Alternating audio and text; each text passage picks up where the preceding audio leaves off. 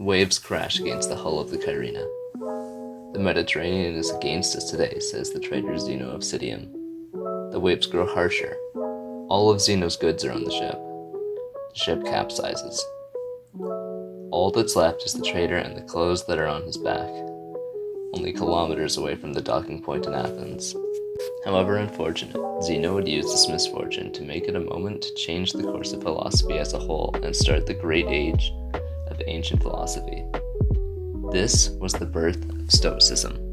Stoicism is the thought process to not let external events and problems not take control of the internal. Simply put, it is a guide to live a life free of anger and unhappiness. However far removed from the ancient meaning of being stoic, the modern definition still follows the same core elements. Not being overwhelmed by oneself and one's own emotions. This is useful because the external world is chaotic and dangerous. Some things can't be controlled, whether it be a political leader, a natural disaster, or simply the girl not liking you back. The point of the idea is to not let these external things take control. You are the master of your fate, the captain of your soul, so to speak. There is a hard divide between the tangible world and the self. Epictetus, a Roman-born man, was born into slavery and escaped to slavery through banishment. He lived and died with almost nothing. However, he taught a secular way of life. He kept happy, even with nothing. What made this idea so attractive to the Greeks and Romans was really just that. There was a lot of struggle in these times for simply living, and staying happy with nothing helped. The topic of Stoicism was so important to the people of the ancient world that it was taught as a major course through universities across the Mediterranean, even capturing major figures like Marcus Aurelius, who famously said, "It's unfortunate that this happened to me, no. It's fortunate that I remained unharmed." But to the world today, these values hardly apply. Now the sorts of issues that used to happen where it was extremely rare for all of your assets to be removed. Taking the problem that Zeno had over 2,000 years ago, this could never happen. Someone can't just lose everything. However, new problems, like online issues, or simple things like stubbing your foot, not letting these things take over your mind is helpful. Stoicism is comparable to Freud's id, ego, and superego theory.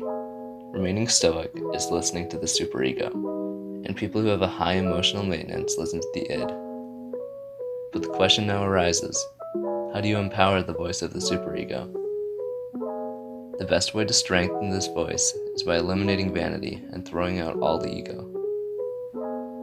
The ego, after all, is responsible for selfishness and intense emotions.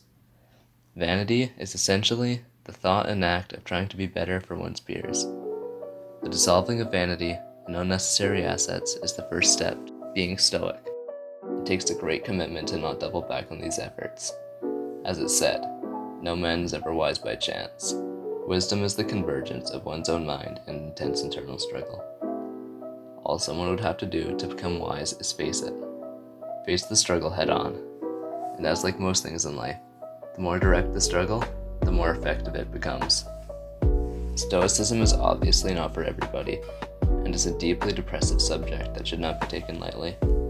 After all, you don't have Stoicism, you live it. Alexander the Great and his mule driver both died and the same thing happened to them.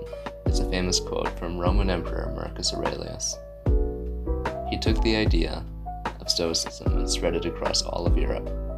He said that living life in others' memories long after your death is nice, but it doesn't make your life any happier because you're already dead. You should be kind and patient for others during your life. Make others appreciate you. Living vicariously is truly one of the largest values. Stoicism is a struggle worth enduring for reflection. From a man unfortunate to lose all of his possessions, to a Roman emperor, to anyone following the same school of thought, Stoicism, however its form, is a powerful way of thinking.